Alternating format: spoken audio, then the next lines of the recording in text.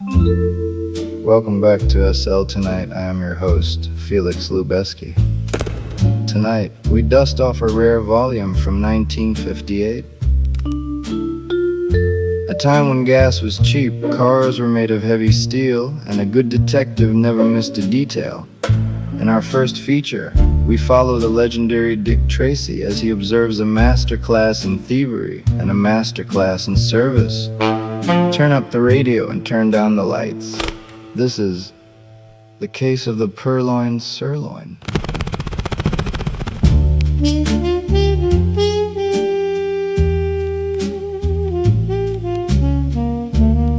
It was a Tuesday afternoon, the kind of day where the exhaust hangs in the air and the pavement burns right through your shoes. At the local Esso station, two men were on the clock. Don, a kid who treated every windshield like a piece of fine art, and Whitey, a guy who treated the customers like a bad cold. Look at this guy. Don wants his oil checked, wants his windows washed. For what? A couple gallons of regular? I ain't breaking my back for a $2 sale. You've got it all wrong, Whitey. You never know who's sitting behind the wheel. Good service is about keeping your eyes open, making an impression. Don was right. You never know who's watching. Leaning against the station wall, tipping his iconic yellow fedora, was the city's finest Dick Tracy.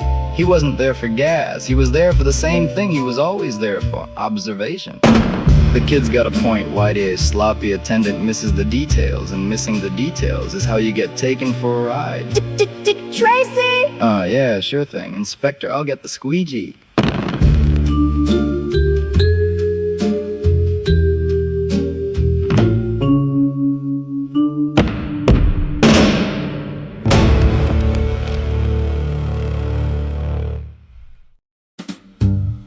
Later that evening, Tracy took his own advice. He kept his eyes open. He was off the clock, grabbing a bite at the finest steakhouse in town. A few tables over sat Don, treating himself after a long shift. But Tracy wasn't looking at the kid, he was looking at the door. Enter Four Square Feeney, 4 feet high, 4 feet wide, and a rap sheet as thick as a phone book. Feeney had an appetite for the finer things, but a strong allergy to paying for them. Waiter! Get me a table, and make it snappy. I want the biggest, juiciest sirloin you got in the kitchen. Right away, Mr. Feeney. Tracy watched over his newspaper. Feeney was loud, obnoxious, a distraction. The waiter brought out a beautiful, sizzling sirloin steak on a silver platter. He placed it on the cart next to Feeney's table, and then the play happened. Hey, watch it, you clumsy palooka! You spilled water on my sleeve. I'm so sorry, sir. I didn't mean to. Let me get a towel. The waiter turned his back for 2 seconds. That's all a professional needs. With a sleight of hand so fast it would make a magician weep, Feeney reached out. By the time the waiter turned back with the towel, the silver platter was empty. Whoop! Where did the steak go? How should I know? Maybe a dog ran in and took it. Now bring me another one on the house for ruining my coat.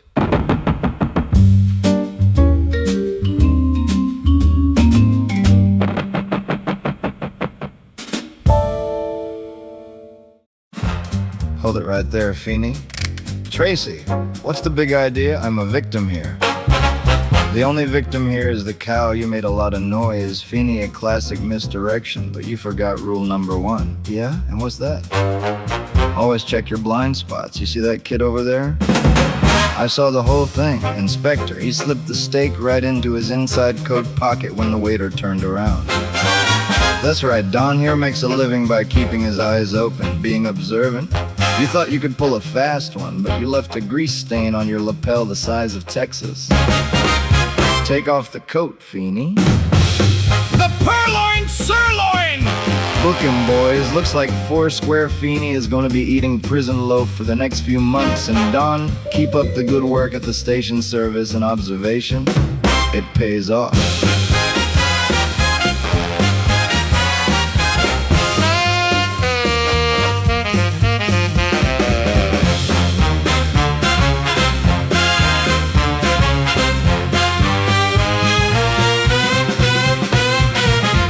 So Four Square Feeney's dinner plans were permanently canceled, a lesson in observation straight from the golden age of comics. But our night isn't over. We're moving from the printed page to the flickering screen in our second feature. Tracy leaves the petty thieves behind to face a true monster. A man with a heart of ice and a head as flat as a tabletop. Get comfortable, lock your doors, and whatever you do, don't look behind you. SL tonight presents Dick Tracy meets Flattop.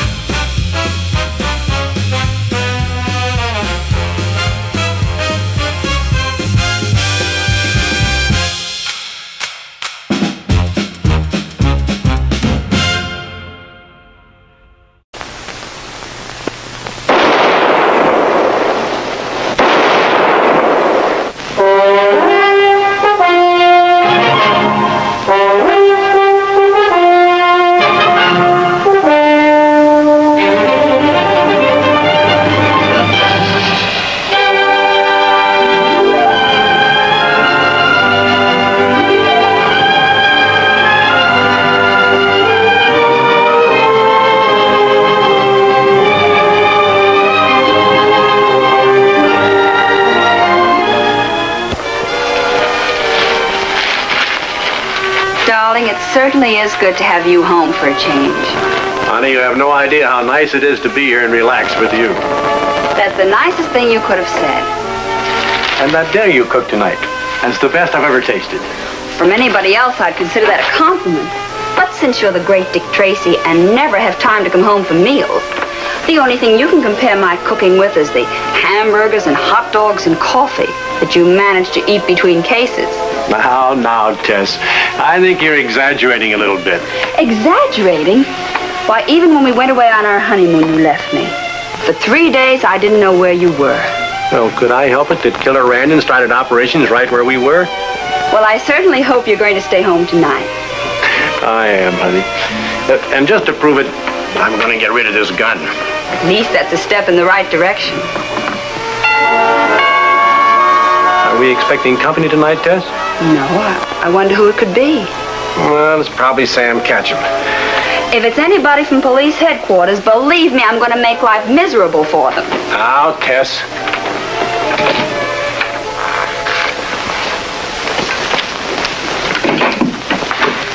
Yes? Is Mr. Dick Tracy in? Yes, who's calling? I'm Bordeaux of the fingerprint department down at headquarters. Oh, no. Don't tell me it's business again. Mrs. Tracy, believe me, this isn't for business. It's a pleasure. This way, please. 2 men from headquarters to see you. Hey, copper. Tracy, you won't be needing this gun any longer. You're coming with us. Darling! Darling! You killed my husband! Take it easy, lady. You'll live longer. Mrs. Tracy, your husband ain't dead yet. He'll be coming to in a few minutes. And when he does, he's coming along with us.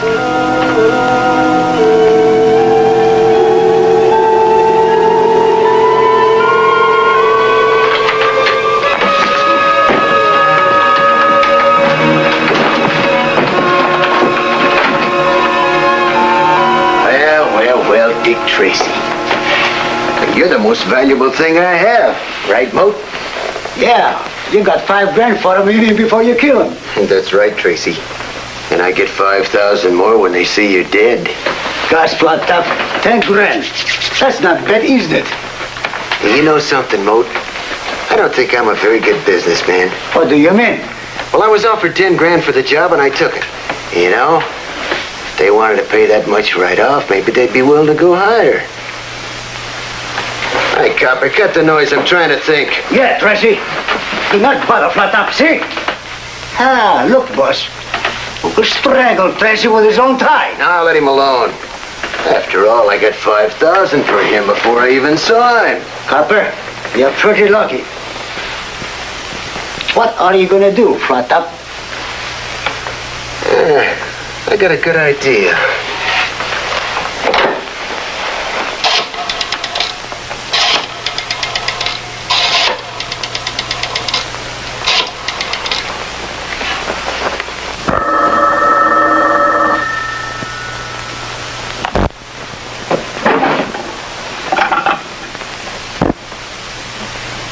Hello? It's me, M.A.G.I.C. Flattop. Flattop! This is my private phone, Flattop. How many times have I told you never to use it? I got news for you, M.A.G.I.C. I got Tracy. Just picked him up less than 15 minutes ago. Good. Well, I've got another $5,000 for you when I know he's dead. M.A.G.I.C., I've been doing a lot of thinking. Now, you're the head of a big syndicate, and I know who your partners are. And I'm telling their names out loud so Dick Tracy can hear me. But first, I want to tell him your phone number is 5704. You got that, copper? 5704. My name's M.A.G.I.C. He's the head of the syndicate. And his partners are Rentnoy and Faber. What are you trying to pull, Flattop? Have you really got Dick Tracy there? Take it easy, M.A.G.I.C. Hold it a minute. Hey, Mo, take a gag off Tracy. I want him to say a couple of words to my friend here. Hey, come on, Tracy, say something. All right, talk. Look, Flattop, you may kill me, but you'll never get away with it. No cop killer ever does. That's enough out of you. Put the gag back on, Mo. Yeah? Did you hear that? There's only one guy in the whole world that talks like that. Oh, all right, Flattop. You've convinced me you've got Tracy there. And you'll get the other $5,000 when you prove that he's dead. But 5,000 ain't enough. I want 45,000 more. I've decided this job is worth at least 50 grand. And I'm sure you can afford it.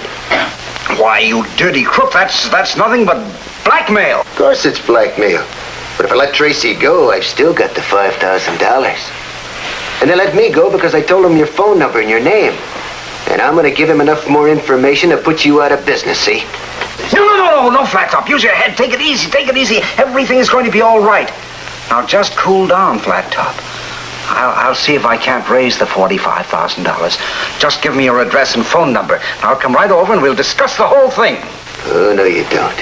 You're not gonna send a couple of guys up here to try to take care of me, too. I'll call you back in a couple of hours. And you better have the dough. Well, you're worth $50,000 to me. Oh, Moat, be sure and treat our guest nice and gentle. Sure, boss. You know, he looks to me, he's a little bit tired. And he could use some sleep. Well, why don't you see he takes a little nap? Sure, boss. That's pretty good. Pretty good.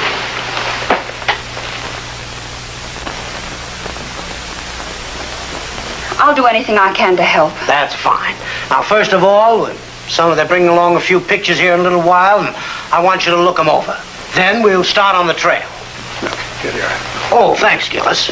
There's the pictures right now. Will you look those over?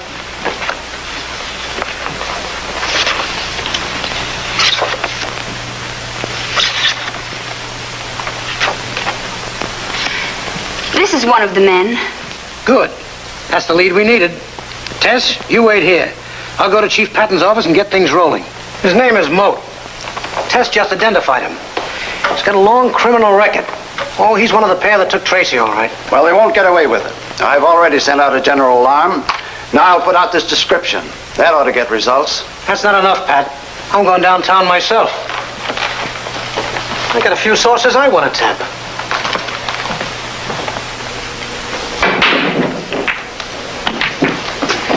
Hey, pal, you seen Moat around lately? Moat? Never heard of him. Yeah, I see what you mean. If you should run into him, tell him Muggsy's looking for him. Muggsy? Who's Muggsy? Me. And tell him I want my dough. What'd he do, Welsh on you? You can say that again.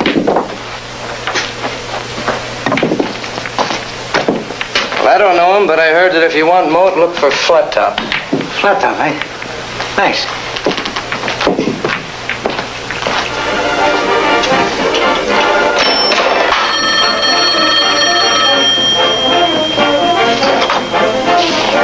Hello.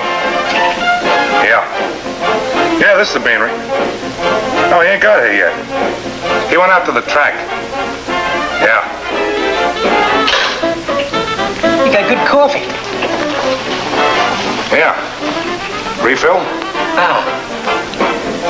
Maybe you can give me something else. Yeah. Yeah, I just got in town. I'm looking for an old pal. Hey, tell me he thinks your food ain't bad. Comes here pretty regular. I got lots of customers. Who is he? Flattop. Flattop. Where you know him from? Big house. 3 years ago. We done a stretch together. Oh, yeah. Flattop told me about that vacation. He ain't been in since yesterday morning. He had a call and ran out. So he had a big deal on him. Okay. I'll be back. Seeing you.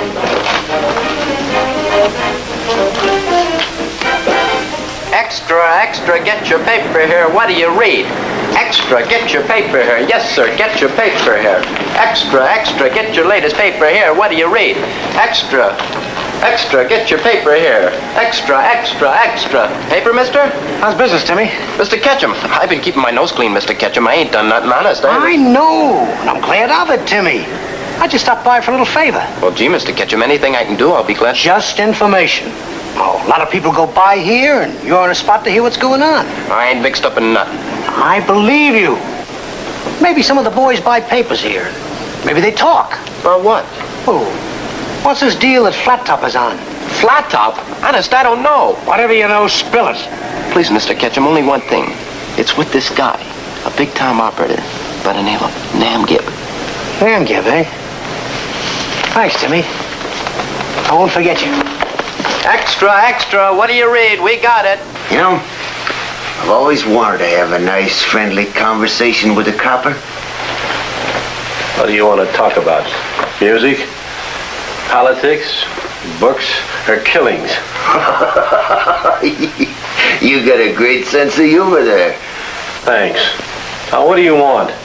Oh, nothing much. I just thought I'd tell you a few things you'd like to know about. But seeing as how I'm gonna kill you, it doesn't matter very much. That should be very interesting. Well, I used to have a gang in Cleveland, working slot machines. A lot of dough in that. Of course, we got knocked off a couple of times. It cost a little dough, but we got out of it all right.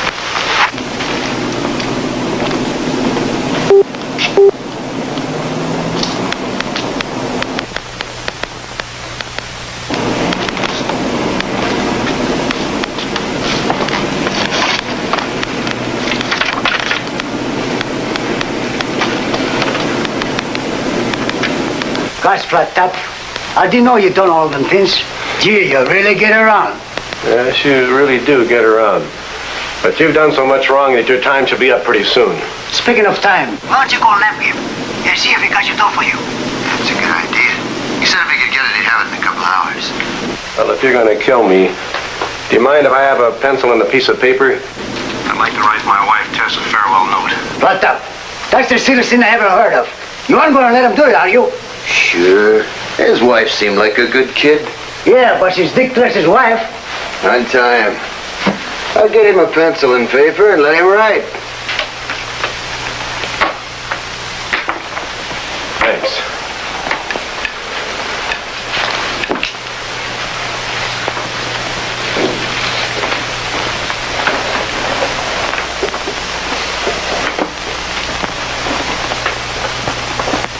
I'm a little nervous. Okay, go ahead. And write your letter any way you want.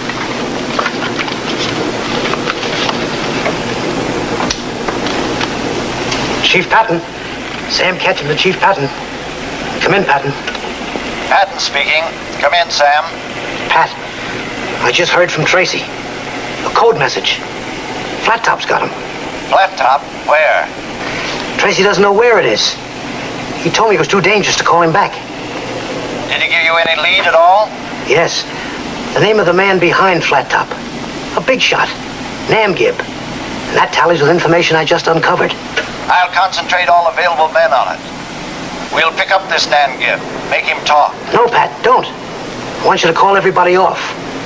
They may scare Flattop and make it worse for Tracy.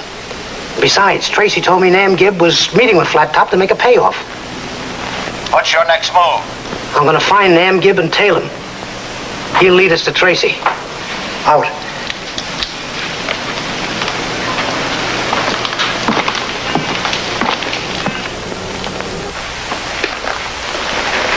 Hello, M.A.G.I.C. This is Flattop.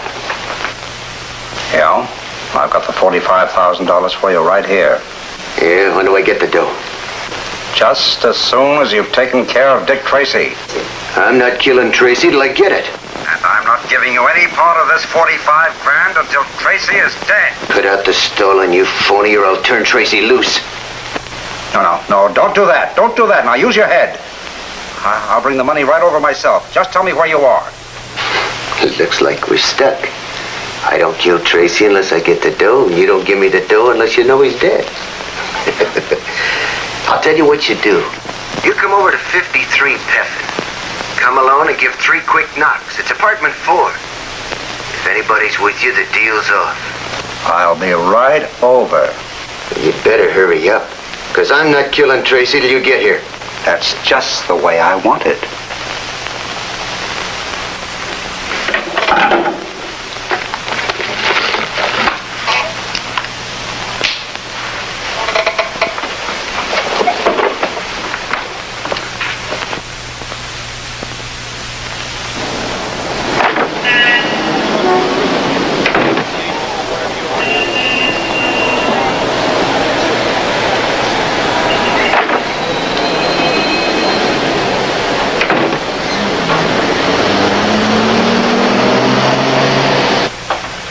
Finish that letter yet, Tracy? Yes, almost. Well, you'd better hurry up. You've got about 15 minutes to live, 20 at the most. Because as soon as that dough gets here, it's goodbye, Dick Tracy. Are you gonna kill him yourself, or are you gonna let me do it, Flattop? No, I'm gonna do it. Ain't that I'm getting paid. It's that I want to. And if you're a real nice guy, I'll kill you quick. Otherwise, you die real slow.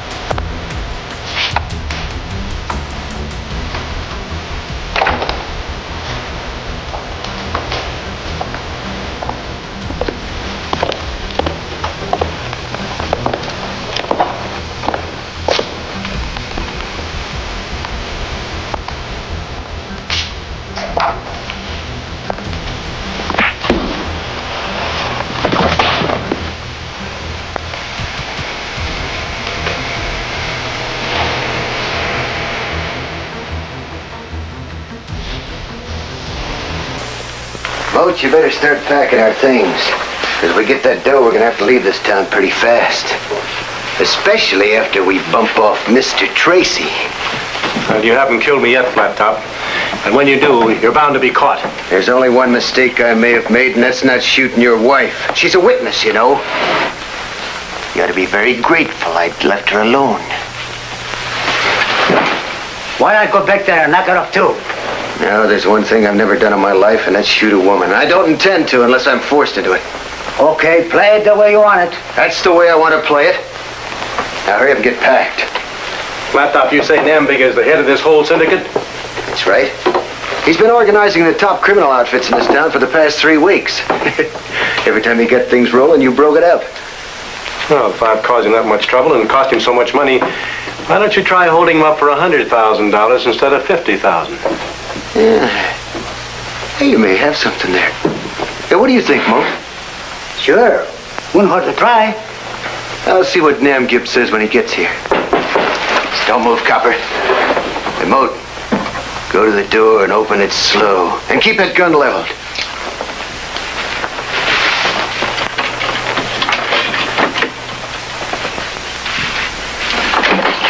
All right, shut it. Are you alone? I was expecting a reception something like this. Guns and everything.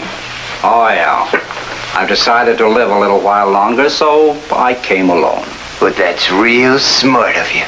In my business, you don't get to be head of a big syndicate until you learn to do things slowly and very carefully. Otherwise, somebody might kill you first. So you're an M.A.G.I.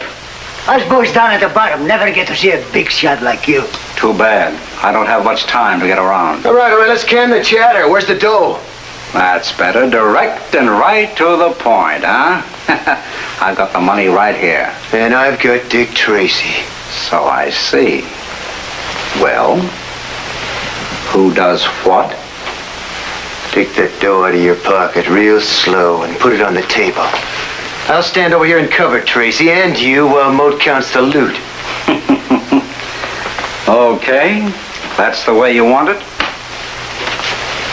There it is.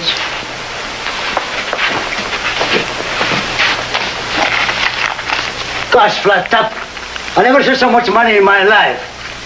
45 grand. Moat, give me the money. No, you don't. Not until you kill Tracy. M.A.G.I, I've got Tracy, and now I've got the dough, too. What are you talking about? Just this. You raised that $45,000 pretty fast. You and your friends been making a lot of dough out of this town out of crime. If you can afford $50,000, you can afford $100,000, and that's my price. Why, that's ridiculous. Stay where you are, M.A.G.I. M.A.G.I, why don't you give Flattop the $100,000? I'm worth that much to you, Dad. Shut up, Tracy. Flattop, can't you see? He's only trying to start a fight between us. So you won't kill him. Don't worry about it. I got him covered, and you too. Now get out of here. And don't come back till you got that 50 grand. Okay. Hey, wait a minute. I got a better idea. I'm taking Tracy out of here so you can't send a couple of your hoods up here to take care of me, see? Flattop, will you ever grow up? Look, let me write you a check for the complete amount. I got my checkbook right here.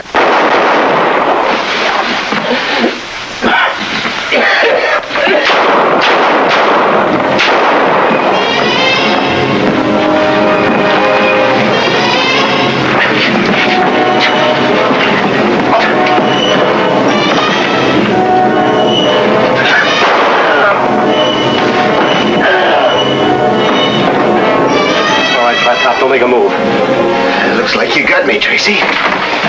You all right, Tracy? Yeah. Looks like you really did a good job. I don't know why it is, but you seem to have all the fun. Well, they seem like fun to you, but believe me, I'd rather be home with Tess reading my newspaper. I can believe that. All right, Flattop, let's go. Sam, you better call the coroner.